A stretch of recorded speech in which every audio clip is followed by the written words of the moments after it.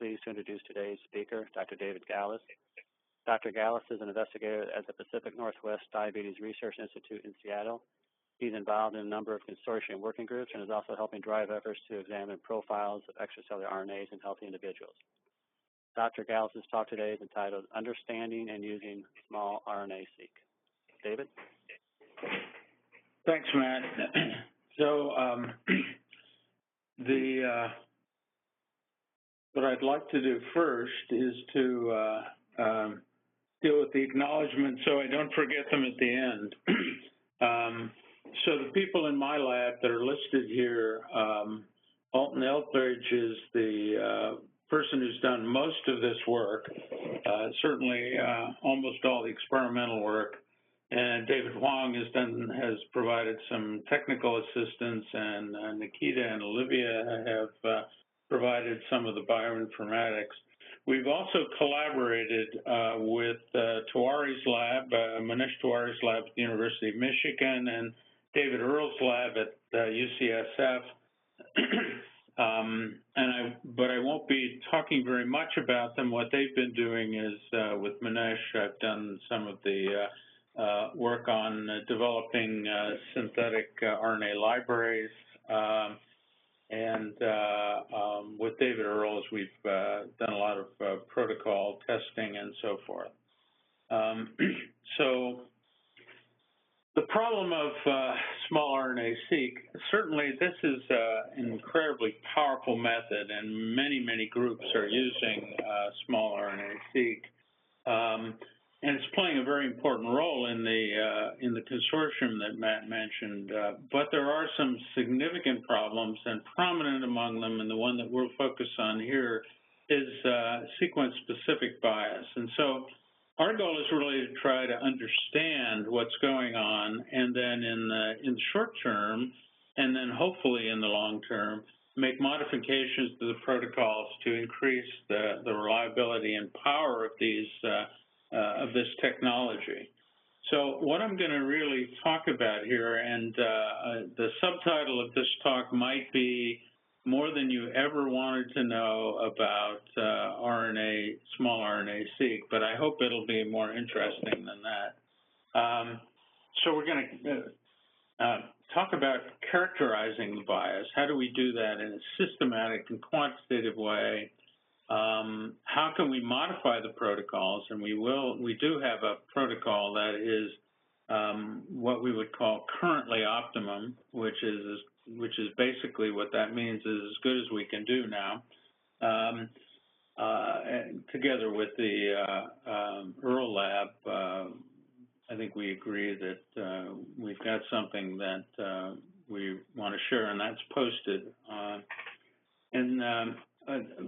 But the research I'm going to talk about is how do we really get at the details of sequence-specific effects in RNA-seq, and hopefully, eventually, we're not quite there yet, and I'll tell you about where we exactly are deciphering the sequence patterns that determine the sequence bias. So the sequence bias problem, of course, has been studied by a number of groups for a long time, the last 5 years certainly. We have noticed many different changes. Many groups have seen differences of up to 100-fold. And so our goal, as I said, is to try to really understand this and see if we can correct it to some extent. Now, the sources of bias in doing this kind of analysis, of course, extend to well beyond the area of just sequence-specific bias in the library construction. But that is a major problem, and we're not going to talk about the sample acquisition and handling or RNA isolation and purification, which has been touched on by some other groups. But we're going to focus primarily on the sequence library preparation component, although the data acquisition and analysis are an important part of how we analyze these problems. So in this slide, I have a number of references, and I'm not going to dwell on them here, but there's 9 papers that have, over the last few years, have pointed out major problems in bias. And we'll post these slides online, so if anybody wants to see the, delve into this further, these papers, so references will be available.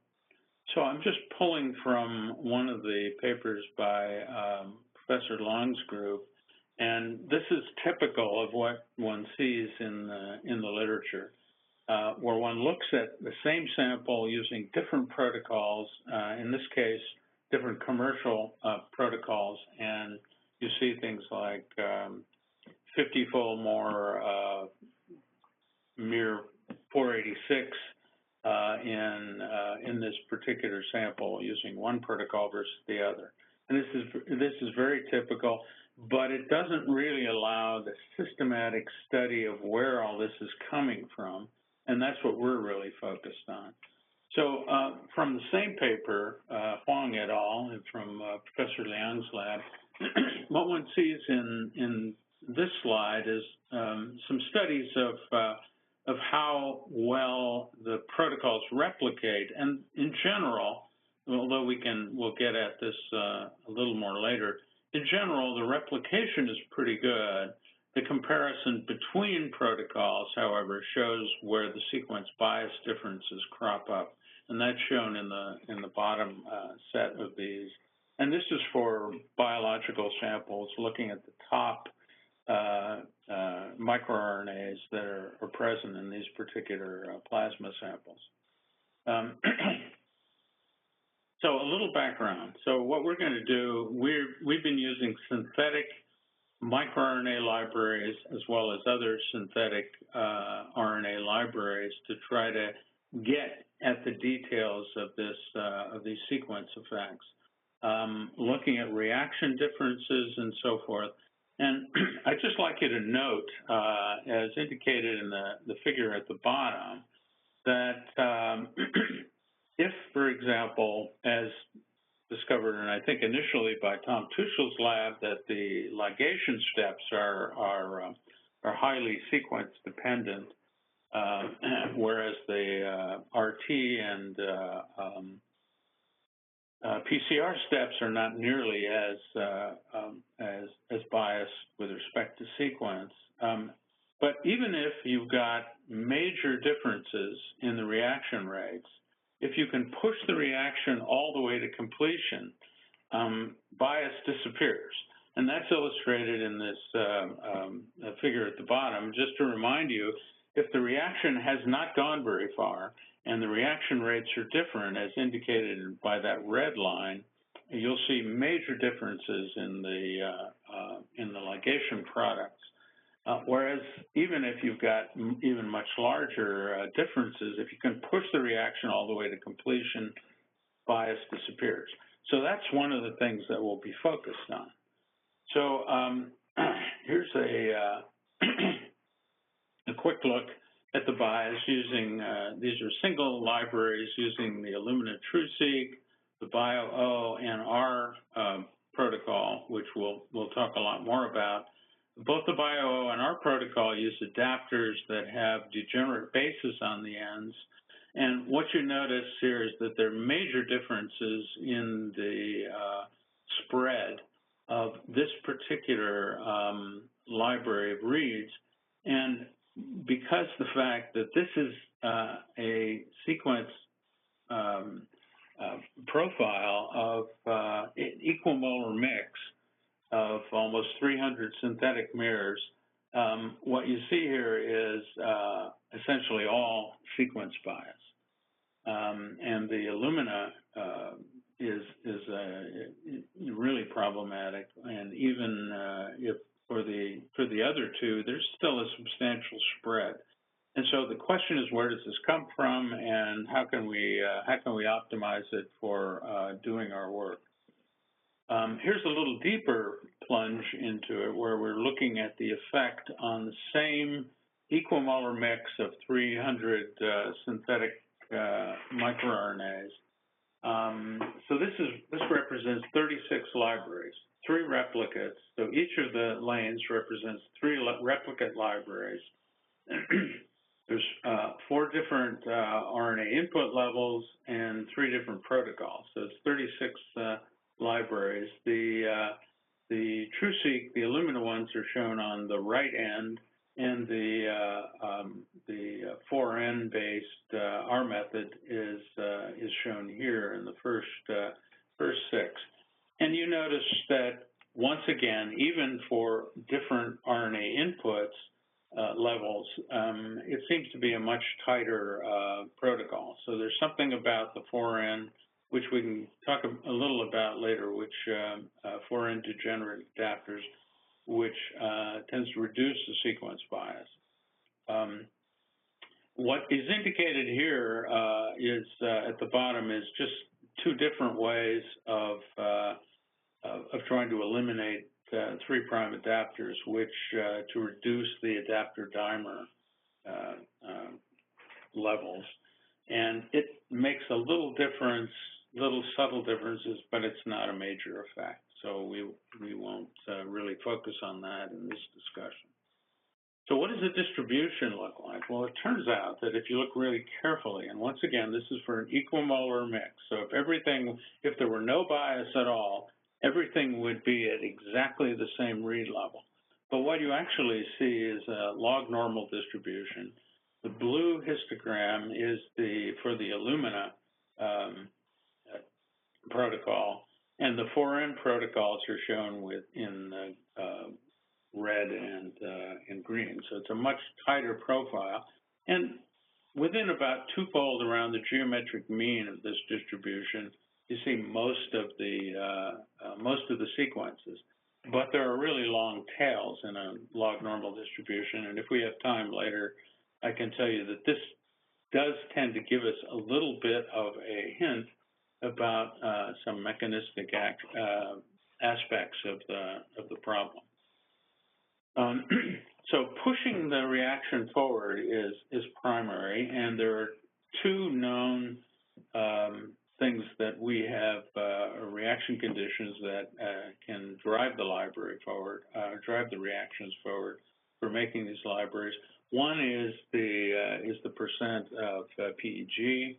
So PEG levels, as shown in the left gel, as you increase PEG level, you get much more ligation in this in vitro reaction between 2 specific RNAs. And what's shown in the upper right-hand thing is the way in which the PEG level affects ligation. So in this in vitro reaction, you can drive it using PEG almost to completion. So if we could do that in the library, that would be dramatic. But when we get down to looking in the libraries, what you see here in the lower right-hand side, as we increase the PEG concentration, the CV of this distribution, which is a measure of the degree of sequence bias, decreases as expected, and the blue and red are 2 different independent library constructions, down to 20 to 25%, and it begins to flatten out beyond this. In addition to that, however, is that as you increase the PEG concentration, you start to decrease the percent of mirror reads that are present. And that's because you tend to increase, as you may expect, the adapter dimers. And so let's talk about what the effect of adapter dimers concentrations is on this.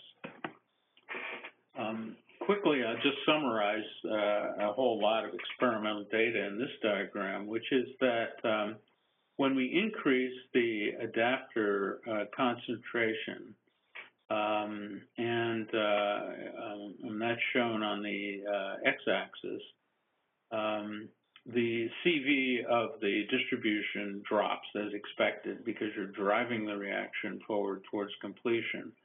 And that's shown in the blue curve. But also what's happening is that initially, as you increase the adapter, you get more and more fraction of mirror reads. And then as you begin increasing beyond that, you start driving the production of more and more adapter dimers that we can't effectively get rid of, and that begins to decrease the fraction of reads. So there's a balance between those is probably key in optimizing the way we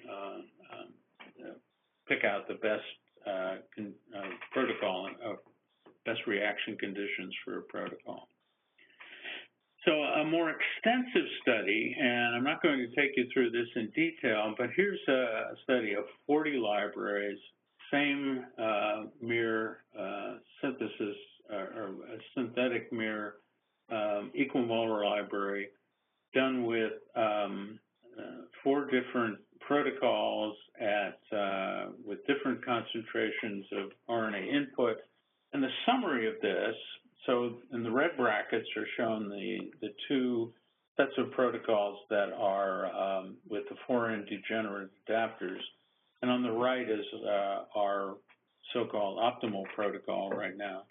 And that appears to hold up independent of, largely independent, although there's some subtle differences, largely independent of the adapter dimer prevention mechanisms and also of the input RNA concentration, whereas the NEB and Illumina protocols have such a wide distribution that at low enough levels, you begin to realize that even with the synthetic RNAs put in at the same level, that at low enough read levels, you would start to completely miss some microRNAs.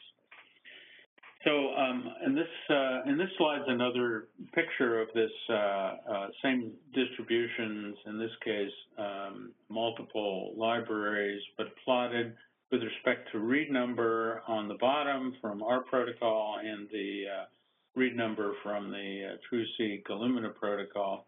And as you can see, the CV is larger, and this just gives you a different way of looking at the same kind of data. So the conclusion is, yeah, there's a lot of sequence specificity, and there's also significant variation. And so let's talk a little about that. And by sequence variation, I mean replicates. And it's not the same for all different sequences. And it's also dependent on the protocol. So let me just show you a little bit of data on that.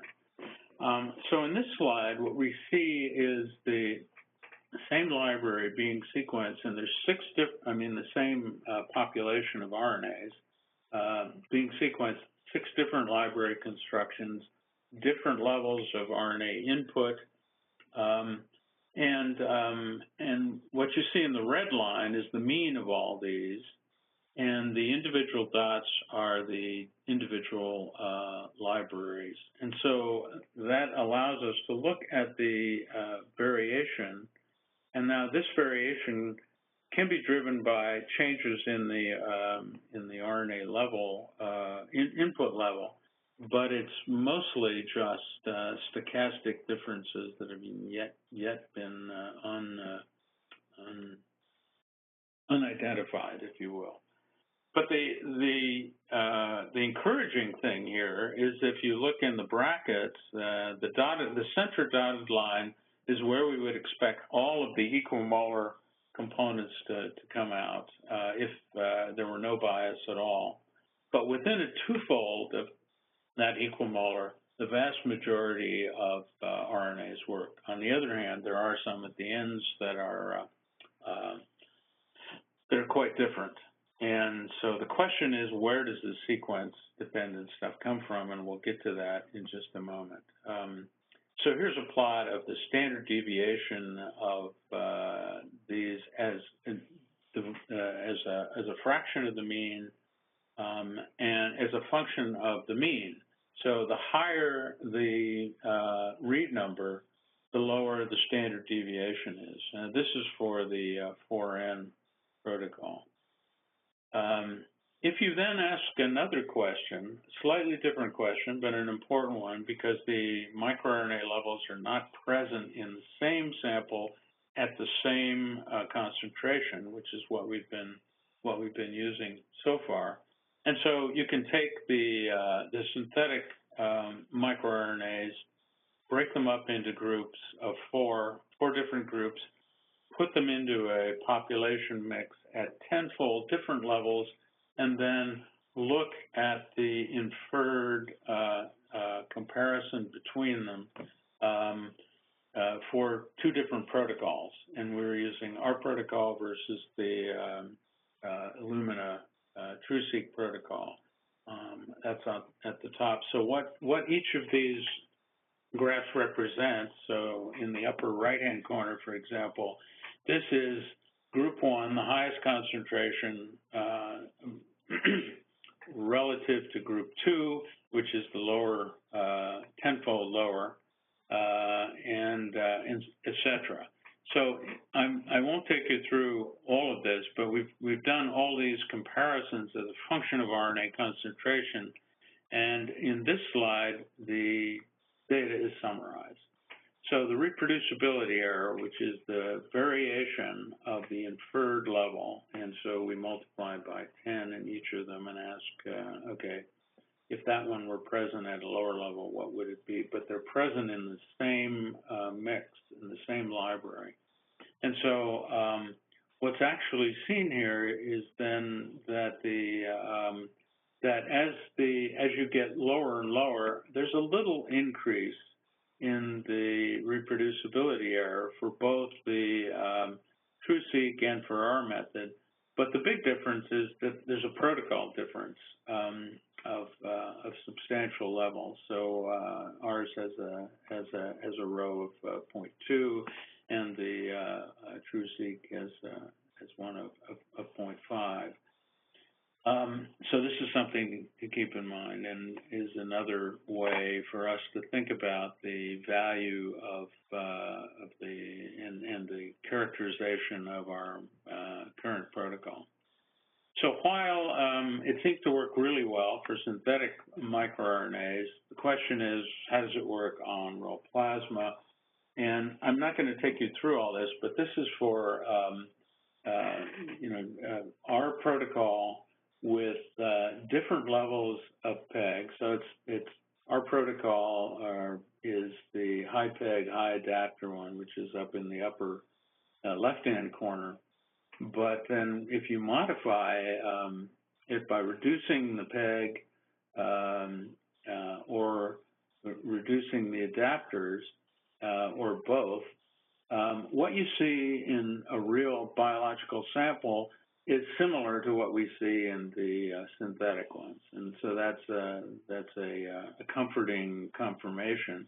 And basically, what you can't really tell from this, perhaps this isn't the best way to plot these, but the differences among the top 10 microRNAs, which are shown in this group, as opposed to all of the others, which are shown here, is much less than it is in, say, the low PEG, high adapter one. So the sequence differences, as you might expect, when you don't drive the reaction as strongly, the sequence read levels become more dramatically emphasized. So when you drive the reaction further, the numbers of these get closer together, and it's a better protocol. So now let's turn to the question of where the sequence bias comes from. And what I'd like to do here is point out that actually, even in so far, and what we've seen in the microRNA, synthetic microRNA experiments we've told you about so far, that there's data within there that tells us something immediately about sequence bias. And that comes from the fact that, in fact, within the synthetic microRNA profiles, there's a number of pairs of microRNAs that are within one base, or in blue here is one that's different by two bases. So, for example, look at the top here, MIR 100 5P versus MIR 99A 5P differs by one base in this position. and so forth. And so what we did then with a number of libraries, and these points are very accurate because they're the result of 12 different libraries at different RNA input levels. So let's look, for example, at 501, 502. We compare these mirrors. In this one is with the TruSeq, and these two are with our protocol. What is plotted here along the x-axis are the pairs of microRNAs versus the, on a log scale, the fold difference. So the fold difference between 501 and 502 put in at the same levels is 200-fold using the TruSeq, and it's about 4-fold using our method. And so on. So there's these 5 show 10 or more fold difference between these pairs that are only differed by 1 base.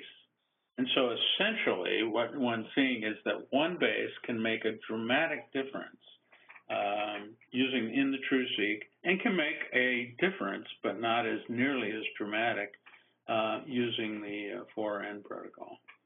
And so the other point I would make is that it's not just the sequences on the ends, although those have dramatic effects. For example, for 501, 502, there's a single T change on the 3' end. But there's a number of others that are right in the middle. For example, 148. You get a 20-fold difference for a base change, which is right in the middle of the microRNA. So there's something more subtle going on, even though the ligase step is probably the problem. A change in the middle of the sequence also causes major differences. So how can we get at this? Well, what we've done is, what we decided to do is to create large synthetic RNA populations and systematically beat down the problem and investigate what the sequence differences are and what the changes can be, and try to then infer. And this is an ongoing piece of research. It's not completed yet, but the questions that we might want to ask, for example, is, are the ends more critical than the middle, et cetera? And in order to make really large libraries, we decided to use degenerate bases at various positions. That raises the question then of, can the degenerate base populations be accurately created? And we'll get at that in a moment. So we created a number of synthetic RNA libraries using the degenerate base approach. All of them that I'm going to show you have 23 mers, and we made changes on the ends, and we made changes in the middle, and I'll show you some of them. We made a lot more that I'm going to show you to get at various issues, but we looked at these degenerate libraries with a number of different protocols. But since what I'm going to show you here is all based on our protocol, because that appears to be the one with the least sequence bias, so we're trying to get at that. So what we discovered here is that, first of all, as you might expect, making a degenerate library actually leads to some synthesis bias, and so they are no longer equimolar. And the question then is, can we separate the sequence-specific library bias from the synthesis bias? And then can we use that? And the answer turns out to be yes, or I probably wouldn't be talking to you about this. So in this slide, you see there's 8 libraries.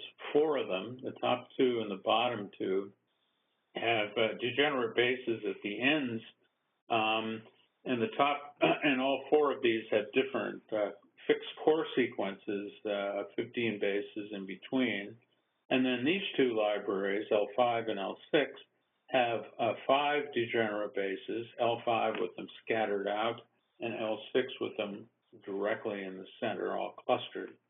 Now, the ones with the 8 base degenerates are the library the theoretical library size is around 65,000, and for the 5 bases, about 1,000.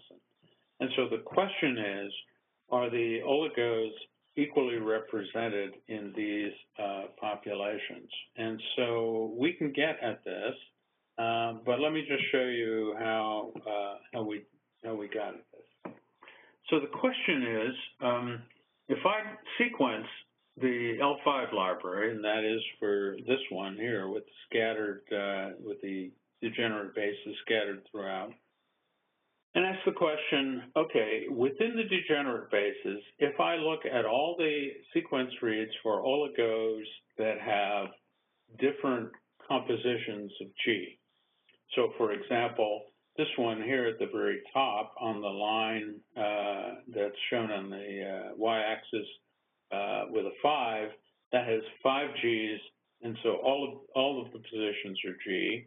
The next lowest level, 4, has 4 Gs, and there's another position, wherever it may be, that is another base, 3 Gs, 2 Gs, 1 G, and 0 Gs, and so forth. So you can see what's being plotted here are the read levels for the input, which is presumably equimolar, but the question is, why does this appear to depend on the G level? It's immediately suspicious because it's known that G is one of those reactions that is in RNA synthesis is favored over others. And so even though, and all of these libraries were constructed at our behest by IDT, and as requested, they did the best they could by hand mixing all of the reactants in such a way to try to compensate for the bias. But it does look suspicious here that G is favored.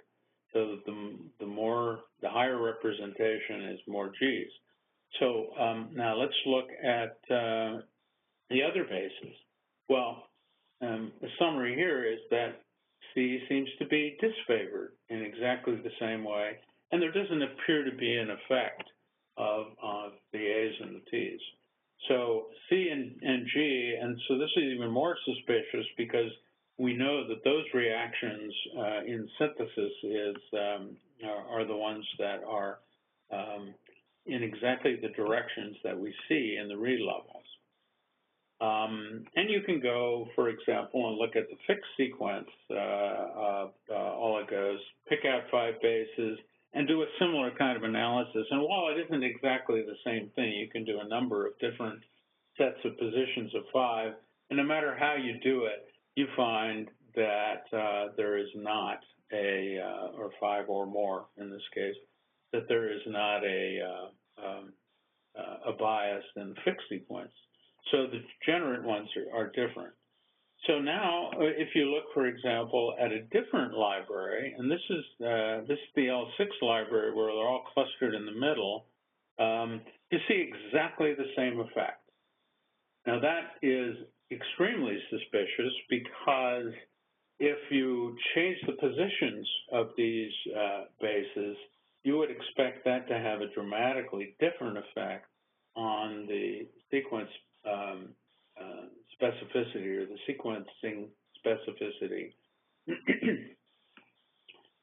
But indeed, you see exactly the same distribution as you saw with the scattered 5 bases. So this strongly suggests that this is a synthesis bias, and so how can we get at that? Well, it turns out that there is a way of getting at it, and let me just take you through some of the logic there. Here's another slide which shows the same effect. So this is also identical for C with this library.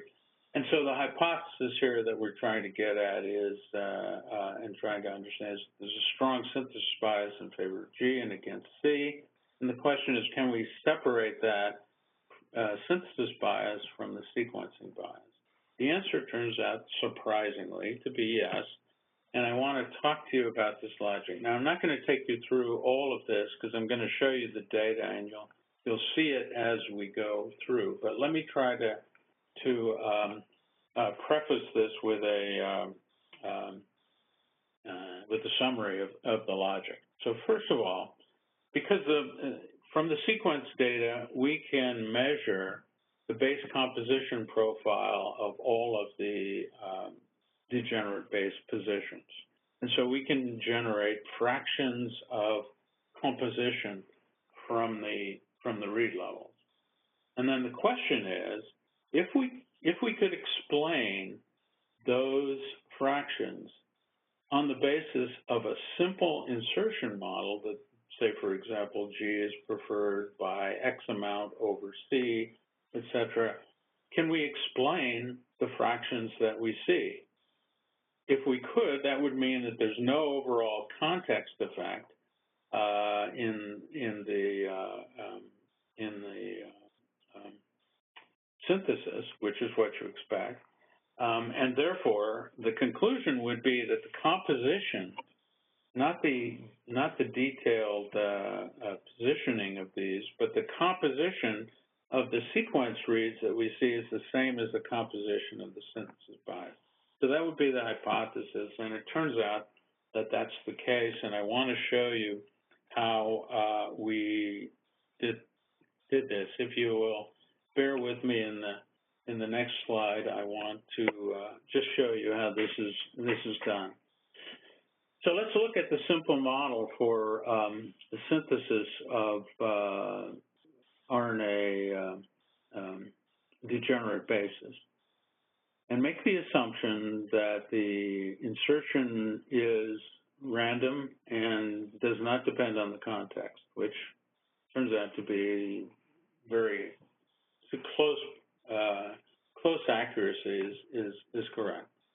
If that's the case, then what I've plotted here is essentially a binomial distributions that predict the fraction of the sequences with various G compositions as a function of the probability of G insertion. So for example, if all bases go in equally, what we expect is represented by the fraction shown in this red line. That is, that you would see the degenerate bases have no Gs at about 20%, they have one G at about 40%, etc. And so, but if the insertion frequency of G is not 25%, not 1/4, but say higher, as indicated by this blue line, the fraction that you would see would be completely different. And so we have 6 different measurements, and we're trying to fit those with one parameter of probability of insertion. That's a pretty stringent test of whether or not this model is correct. And so if I blow up this region right here and then compare it to actual sequence, what you see is this. So this is the 25, 25, 25. This would be the uniform insertion frequency fractions that are seen. This is the one that's actually observed, and it fits beautifully the model. And it looks like there are about 42% probability of insertion of G, fits the fraction that you see with in these degenerate positions. And you can do the same thing for C, and it turns out that part fits beautifully as well. But that is now a much lower frequency. This would be the uniform 25-25, and this is what we see for C, which looks like it's going in at about 15% in this particular library. T is actually very close to uniform, etc. And so and if I look at a library, the other library with the bases clustered right in the middle, I see exactly the same thing. And I can fit this with single probability of insertion of synthesis. So what this essentially means is that I can separate out the sequencing dependence from the synthesis dependence, because I can predict what the various compositions would be. And therefore, if I look at a group of of oligos with exactly the same composition, which I can pull out of the data, and ask what's the differences in the read levels. I know that since this model appears to be correct, that all of those sequences go in with exactly the same level, and I can probe this with an enormous number of different sequences. So, for example, here is the set of oligos from L10, L5, which have the composition 2 Gs, 2 Cs, 1 A, and no Ts. And these are the sequences of the degenerate bases shown on the bottom, and these are the relative sequencing read levels relative to one another. And so the thing about this is that every one of these identical composition groups has exactly the same input of RNA in the sequencing, and you can see the differences. So this actually provides us with an enormous amount of data. This is a bit of a different plot. It's the same data, but if I divide by the binomial coefficient, it turns out you get a lovely line. And so this is the same data I showed before, and the fit to the line in this model is really rather dramatic. So the fraction, the blue diamonds are the actual data, and they fit beautifully the model for 0.42. This is what I showed you before. And this curve would be where they would fit if I had equal insertion probabilities. David, a question. Yes. Is this pattern reproducible for individual oligos? Say that again. Is it what? Is the pattern reproducible? In other words, do two specific oligos of length 5 reproducibly show the same ratio in different experiments? Yes. Yes. There are differences, and we can characterize the noise. There are some stochastic effects, but overall they behave well, and you can. Yeah. So the answer generally is yes, but there is a stochastic noise issue. All right. So let me just go on quickly, and I can take you through. I'm not going to go in the same detail to show you with the 8 degenerate bases, but the principle is, because the principle is identical. The binomial profiles for 8 bases, and for 8 bases, I measure essentially 9 different fractions. They have to add up to 1, so there's basically eight variables here. And I'm trying to fit them with a single parameter for G insertion, C insertion, etc. And here's the answer for this one, plotted with the straight line plot on the semi-log scale. And these are this is the one that fits the data, and the data essentially is right completely on the overlaying the model. So this is actually really dramatic confirmation of the fact that it looks like the insertion frequencies for synthesizing these can't be controlled really well, but the good news is that you can figure out what the insertion frequencies were and then infer. And so if I look at different syntheses for these libraries, and we've done this now to ordering from IDT a number of different libraries and doing a comparison, and you see, in fact, that the ratios are not always the same, but they're in the same ranges. And here's some data. Skip over this. Well, actually, I mean, this answers more Alex's question. I'm looking at the specific means of percent insertion as inferred from the sequence data, and then looking at standard deviation which is determined by repeated sequencing of exactly the same synthesis.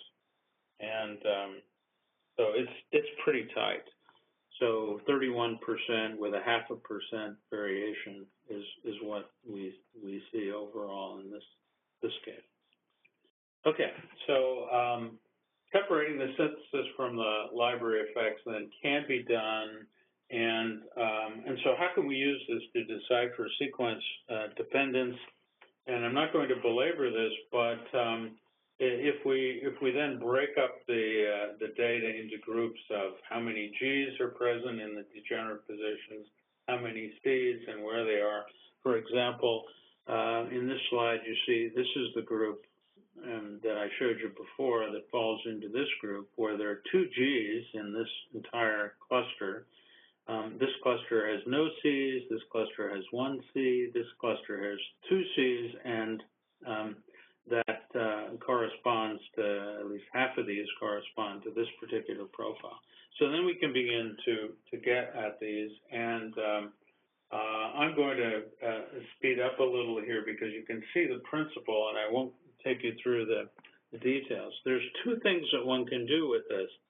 One is one can use the synthesis information to do a correction on these, and then one can look at the individual randomness. And so, for example, what I'm showing you here is data from the sequencing of one of these 65,000 oligo libraries. Each of these groups are clustered so that they have identical composition. So each of these curves, if you will, is the mean of 3 libraries, and the individual things, again answering Alex's question, this is the variation among the 3 in those libraries that is shown by the individual dots. But this is exactly the same cluster. So this one has 3 Gs, no Cs, 2 As, and 3 Ts, etc. And what you see from this is that every one of them has sequence dependence, which then, therefore, must depend not on the composition, but on the specific positions of those bases. And so we can then begin to use that information to tell us what is actually determining the sequence dependence. This one, for example, with 4 Gs, 2 Cs, 2 As, and no Ts, has a very dramatically different profile than, say, this one.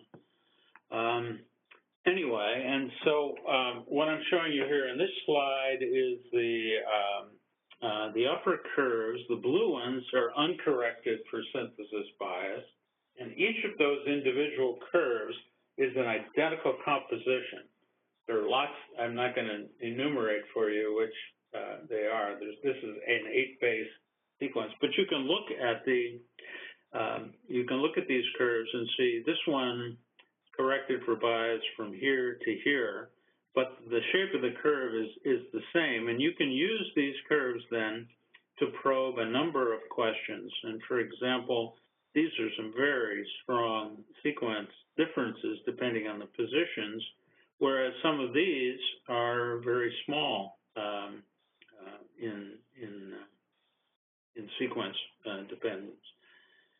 And I don't really have time to tell you more about where this is going, the analysis, but it's not really at all complete. But we're hopeful that we'll be able to tell at least some things about what's actually going on here and have a mechanistic model.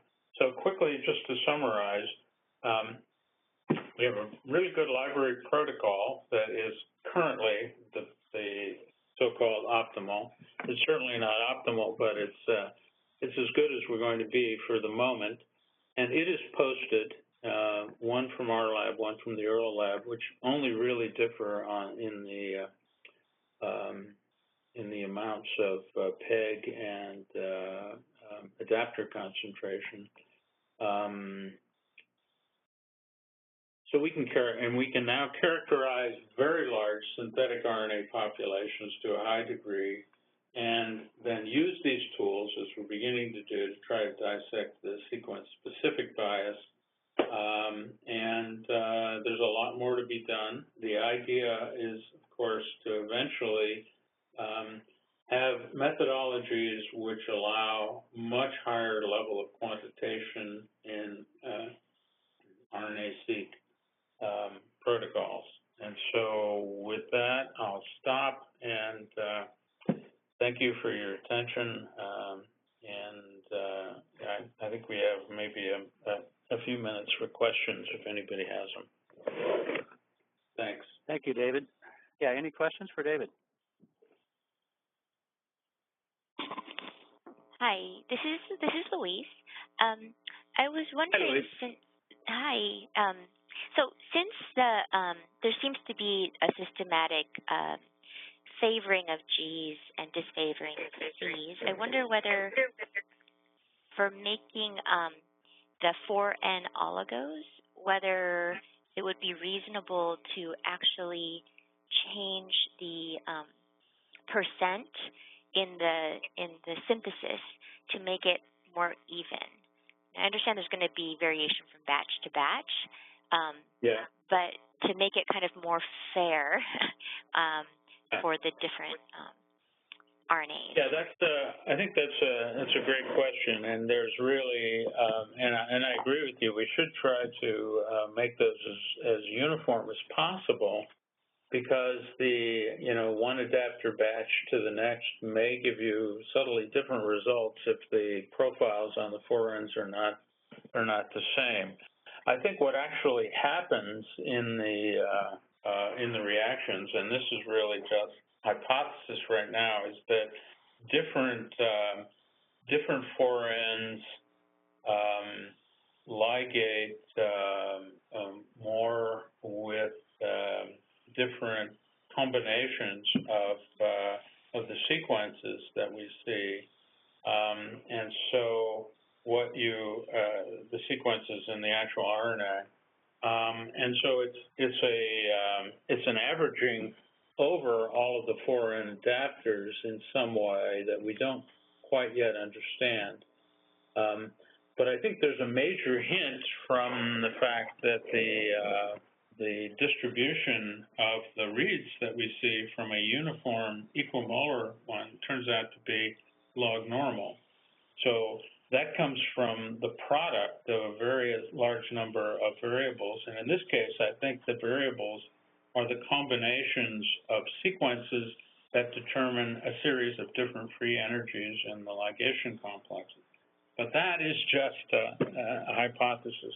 The practical thing that you raise is that, yeah, we should be, if you want to compare in great detail quantitation, we should be using the same set of adapters with the same 4N. And so we either can approach that by trying to get better at synthesizing and or making very large batches of these and sharing them.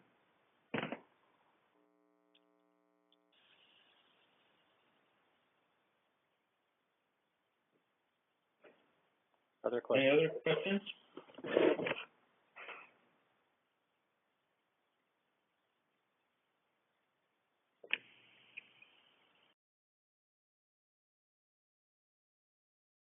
Hey, last call. Any questions? Yeah, I am afraid that maybe this is a little more than people wanted to know about their RNA-seq. That's great. All right, thank you very much, David. I appreciate it. Okay, you're welcome. Thanks.